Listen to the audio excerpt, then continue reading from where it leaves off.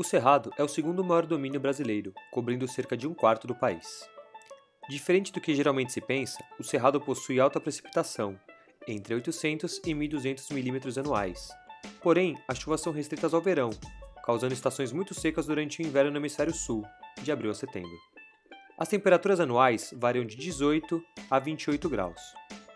De modo geral, a região do Cerrado pode ser definida como um domínio de planaltos antigos, com topografia suave ou levemente onduladas, em geral acima dos 500 metros, entrecortados por depressões periféricas, lentamente erodidas pelas principais drenagens do Brasil Central, como a Alta Bacia Platina, o Complexo Tocantins-Araguaia e o curso da Bacia do Parnaíba. Devido ao fato de abrigar tantas nascentes, o Cerrado é considerado berço das águas. Sabe-se que para a manutenção do domínio, o fogo é, sem dúvida, de extrema importância. A flora do Cerrado é geralmente resistente às queimadas e apresentam as adaptações principais como grossas cascas de cortiças e bases foliares tunicadas em gramíneas. Por outro lado, queimadas excessivas causam destruição de árvores e arbustos, favorecendo o aparecimento de espécies herbáceas. Devido à alta drenagem e a vegetação não suportar solo encharcado, é comum ver uma vegetação mais rasteira e herbácea nos campos, e vegetação mais fechada com aspecto florestal ao longo de rios e áreas inundáveis.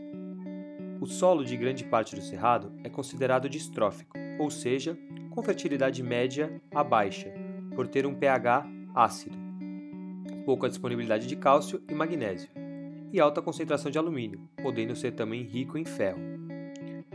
Dada sua porosidade, não consegue abrigar água na superfície, a qual se acumula no subsolo. Por conta dessas características, encontramos árvores de troncos retorcidos e raízes bastante longas. Infelizmente, esse domínio tem sido transformado nos últimos 30 anos pela rápida expansão humana e agrícola, e atualmente apenas 20% da área mantém a vegetação primária e original.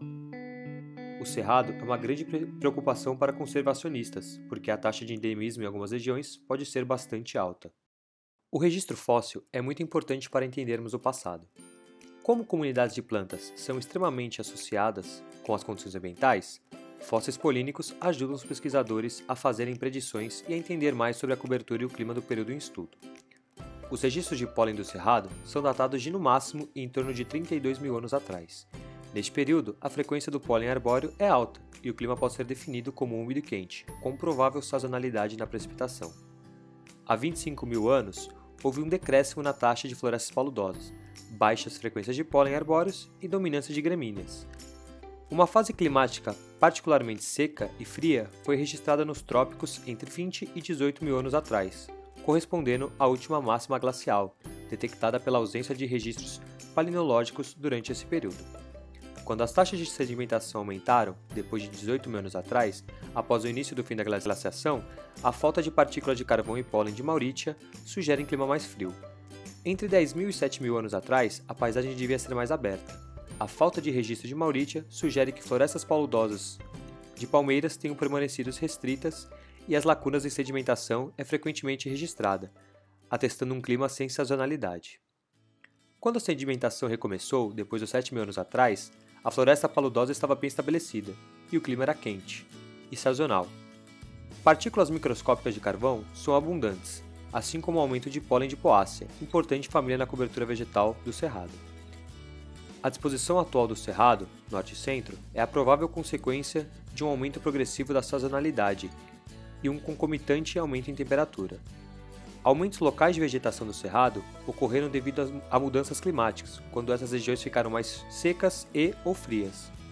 Durante esses períodos, a floresta permaneceu conectada através de matas de galeria, o que contribuiu para as diferenças de fisionomias observadas atualmente. Deste modo, cerrados reconhecidos na Amazônia e em São Paulo podem ser resultados dessa antiga conexão. A vegetação remanescente nos dias de hoje não ocorreram antes dos 7 mil anos atrás no Brasil Central e há 10 mil anos atrás no norte brasileiro. O Cerrado é a savana mais rica do planeta em diversidade de plantas vasculares, ficando atrás apenas de algumas poucas regiões de florestas tropicais em números de espécies. Boa parte da vegetação possui raízes profundas que chegam a 20 metros de profundidade. Dessa forma, atingem camadas de solo permanentemente úmidas e garantem a obtenção de água mesmo em épocas de seca. As plantas herbáceas geralmente têm raízes menos profundas e secam na porção acima do solo durante períodos de estiagem, mas mantêm suas raízes vivas, retornando com vigor nas estações chuvosas. Um dos exemplos da diversidade vegetal do Cerrado está no gênero Mimosa, da família das leguminosas, conhecida por ter espécies que fecham seus folíolos com o toque. Ao todo, o Cerrado abriga 183 espécies, sendo 74% de ocorrência exclusiva no domínio, das quais 50% são endêmicas. O buriti é uma palmeira de muito destaque nas veredas do Cerrado, e além da impressionante beleza, é também muito utilizada pelos seres humanos. Além disso, partes da palmeira são utilizadas para a confecção de utensílios e artesanatos. Uma espécie nativa característica da região é a lobeira, que recebe esse nome por ser uma planta mais utilizada na dieta do icônico lobo-guará, espécie que é considerada vulnerável.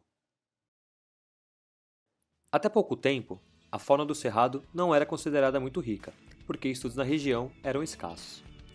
Hoje, sabemos da grande diversidade de peixes, anfíbios, répteis, aves, mamíferos e insetos no domínio. A fauna do Cerrado caracteriza-se, em geral, pelos seus hábitos noturnos e fossoriais, ou subterrâneos, tido como formas de escapar às maiores temperaturas durante o dia.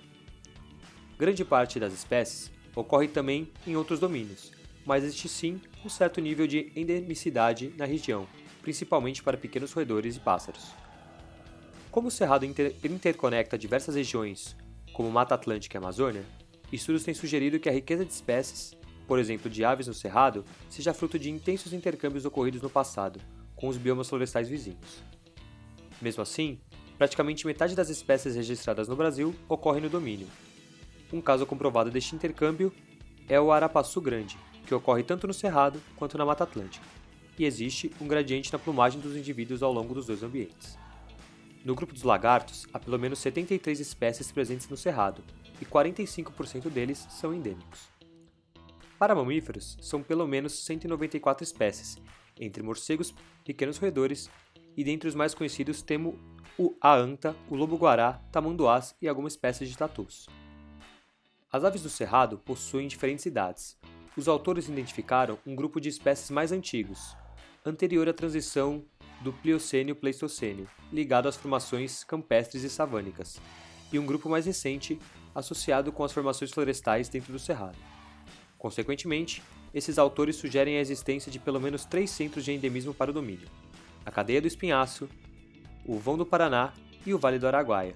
Dentre espécies endêmicas, podemos destacar o galito, passeriforme estudado por um grupo de pesquisa na Biologia USP, que habita campos limpos e sujos do Cerrado, mas que está seriamente ameaçado, pois grande parte dessa área tem sido convertida para a agricultura. Em 2006, o Ministério do Meio Ambiente promoveu um grande mapeamento da cobertura vegetal nativa dos biomas brasileiros, e no caso do Cerrado, os dados indicam que de 40% a 56% de sua área possui alguma atividade humana. Isso contribui para que o Cerrado seja hoje um dos ecossistemas mais ameaçados do Brasil e do mundo, em termos de perda de biodiversidade. Uma das maneiras de se evitar a perda de biodiversidade é por meio da criação e manutenção de unidades de conservação, que são espaços públicos ou privados, especialmente manejados para a proteção dos recursos naturais. Existem poucas áreas protegidas bem conhecidas em termos de biodiversidade, tais como o Parque Nacional de Emas ou o Parque Nacional da Chapada dos Veadeiros. Por isso, é importante estimular a obtenção de inventários das populações da região, que possuem suas próprias histórias evolutivas, a fim de protegê-las e manter a biodiversidade do Cerrado, que é fundamental para conciliar a sustentabilidade ambiental no desenvolvimento econômico que ocorre no domínio.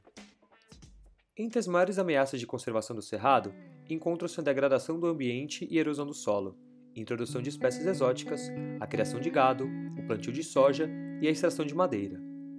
A agricultura no Cerrado inclui um extenso uso de fertilizantes e cal, que poluem os rios e bacias.